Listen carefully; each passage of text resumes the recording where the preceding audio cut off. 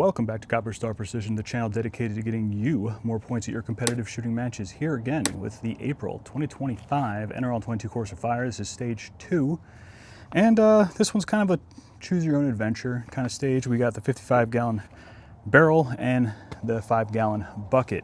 Stage description is as follows. On the start signal, engage the targets with one shot each, large to small, in the following order and manner. From the first prop far to near, then second prop near to far, and the first prop far to near. 12-round stage, so if you have to do mag changes, think about where you want to do those. Now, this stage on its surface is not terribly complicated.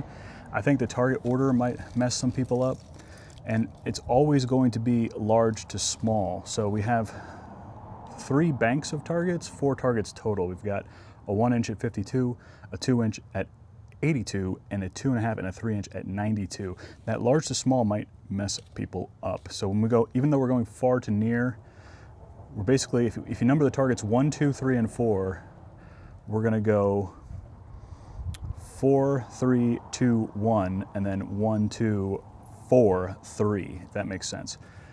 So we're always going large to small on that far target. So think of it that way. Other than that, you really just want to choose which prop you feel more comfortable with, and because you're going to be using that prop twice. So let's see. I'm probably going to go with the bucket lower to the ground. I might bring in this giant bag for rear support, just make it stupid stable so I can focus on making good holdovers and wind calls. As far as dialing or holding over, we are always going far, near, far, so you could dial. However, if you're doing option 2, it does say there's a 105-second par time instead of the regular 2 minutes, so you might want to consider using holdovers there. I'll probably just go with holdovers, and then the other thing that's going to trip people up is remembering that we're starting on the far target. Usually we go near to far as the first engagement. Here we're starting far, coming back to near. So let's see what this looks like in practice. Yeah, back and forth. As far as gear goes, I think a one-bag solution is totally fine. On the prop itself, again, I might bring this for rear support. Or if you like 2 points of contact, like I always advocate for on the 55-gallon barrel, I'll show you what that looks like in a second. But I'm going to run it probably the way that most people are going to run it, with one bag first, and we'll see how that goes. So let's get the trigger cam going. Let's start all gear in hand, and we're just going to hit the timer there. All gear in hand, drop that, put the bag down there. Probably want to collapse that bipod, but here, as you can see, stupid stable.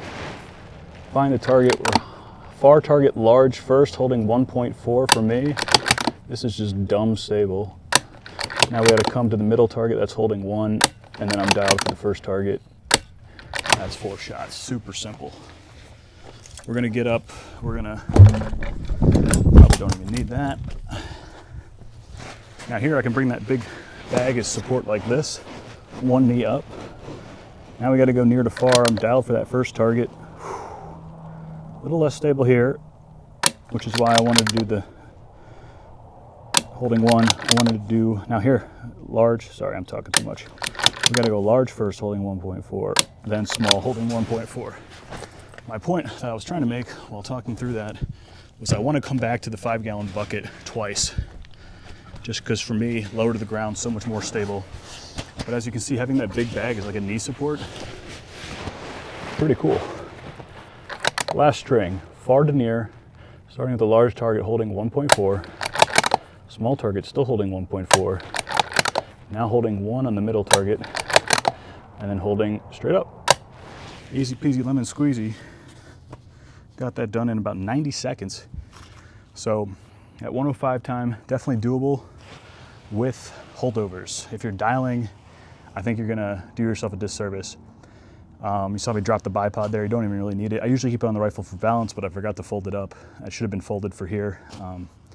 Otherwise it might interfere with the barrel. If you are someone who really likes 2 points of contact, which I always advocate for, you can do something like putting your bipod as close to the mag well as possible. If you have an arc rail, and instead of basically using the same thing here, see the bipod's still on the rifle, but it's behind the rifle. So I'm almost the same exact setup like this, again, stupid stable, but now, instead of getting in a kneeling position behind, I take this bag, this becomes rear support. Bipod goes out front like this. Now I have multiple points of contact, stupid stable on the barrel. So I could probably go either way. I really like bipod and rear bag. If you have an arc rail, it's definitely something you can do. And then when you come back here, use that same rear bag as your forward bag, and you just put your rifle forend kind of like where it was. Bipod's not interfering, and it's still in a good position where you can get multiple points of contact on that 55-gallon drum. But those are the two things I would do. I think most people, again, would just go with a one bag solution or having some sort of support back here. This definitely helps in the rear, and you saw me kind of use it as a giant pump pillow for the 55-gallon barrel. But yeah, I mean, one bag is really all you need. And then up here, same thing, same bag. Or you can go this route if you're someone who's more comfortable getting super stable with multiple points of contact on the barrel with bipod and bag. So that being said, I think that's pretty much covers it. I think the only thing, like I said, that's gonna mess people up, we're starting with the far target. Usually we start with the near targets. And yeah, it's really just pick your poison. If you're more comfortable on the barrel, start there, because you're gonna end up shooting 8 shots from whatever prop you choose first. I like the bucket because I'm lower to the ground, but if you're more comfortable with the barrel, that's what you wanna choose.